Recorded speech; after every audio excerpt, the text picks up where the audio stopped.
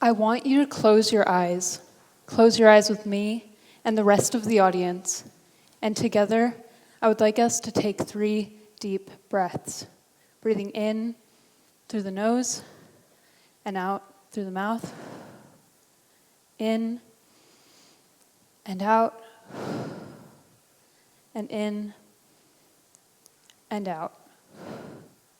Now, with your eyes still closed, I would like you to take a moment to picture what you think of when I say the word home. You may open your eyes now.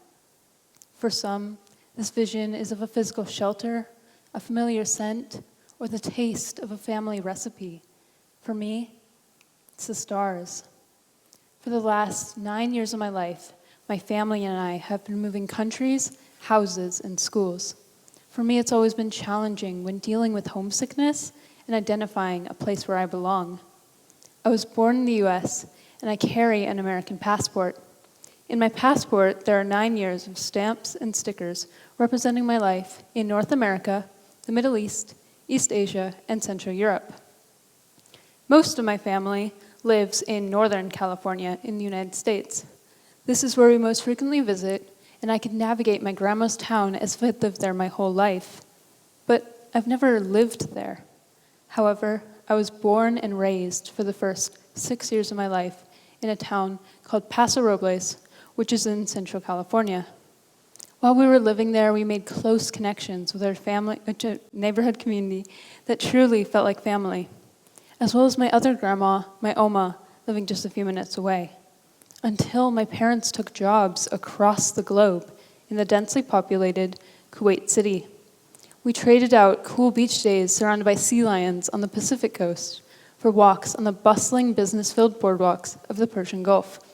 After 2 years, we moved again, this time to the lively port city of Busan, South Korea, where we lived on the 29th floor of a glass high-rise overlooking the ocean. After another 2 years, we landed in Prague, where we have lived for 5, going on 6 years. I am what you call a third culture kid. We're often referred to as TCKs, or child who's raised primarily outside of their parents' culture or their own nationality.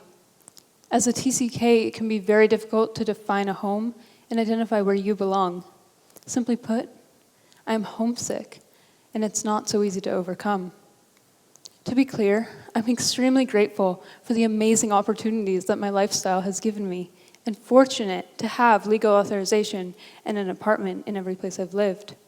I've never felt unsafe anywhere, and never had to leave a country for war or refuge. Instead, it's always been driven by my parents and their careers, and I just have to go with it. I've struggled various stages of homesickness, the strongest being while living in Prague, at times hating where I live and longing to return to my home, although I've never really known where that home is. I'm homesick for a home I've never known. I'm a child of international school teachers. This explains the list of places I've lived and an even longer list of people that I've met. I've met people who have the same or similar situations as me, who have lived and are from all around the world. I've learned just how connected and intertwined the international school communities are, and how accurate the expression, "it's a small world," can feel, knowing the same people whilst in multiple different countries and even schools. So then, how does all this relate to the stars?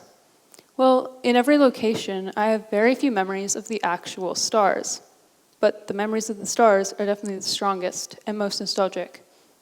As a small child in my small hometown, I recall cold nights circling around crackling campfires on the driveway, on the patio, in neighbors' backyards, sitting on foldable camping chairs, wrapped in blankets beneath the stars. I had lost that constant presence of the stars. Recently, I was visiting my dad, who now lives in a Baltic village in northern Germany. We were driving late at night after a long travel day. My head was leaned against the chilled car window glass, mindlessly staring at the cars zipping beside us, occasionally moving my eyes up and out into the vast field of windmill armies, which were only visible by the red lights on the tips of their spinning blades. When I looked up and out of the vision of the red lights, what I saw were the stars, and not just a few of them. When I looked up, I saw the stars clustered together, constellations forming. I asked my dad to pull over at the next road stop. We exited and simply looked up. The view was incredible. The sky seemed magnified, as if it were warping around us. It was the strangest thing, because the most natural sight felt unreal and orchestrated. I live in a densely populated district of Prague with my mom and brother, where, due to light pollution, we rarely see the stars. Every once in a while, a few will come out, but then they just happen to be blinking airplane signals. The stars I remember seeing as a child have seemingly disappeared where I live now, and because I cannot see them as often, I had forgotten their presence.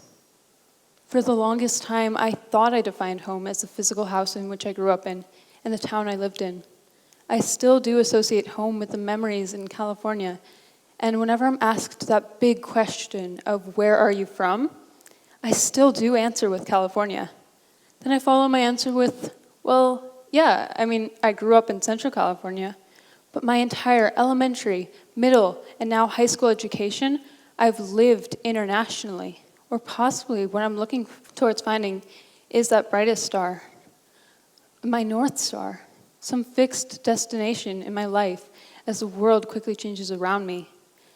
Something or somewhere that I can constantly rely on. For a while, I had lost the stars, lost that sense of home and identity surrounding them. Rediscovering their presence has helped me redefine home and encouraged me not to lose them for a second time. I may not know what the next few years have in store for me, but I do know one thing, and that is that in my future, I see the stars.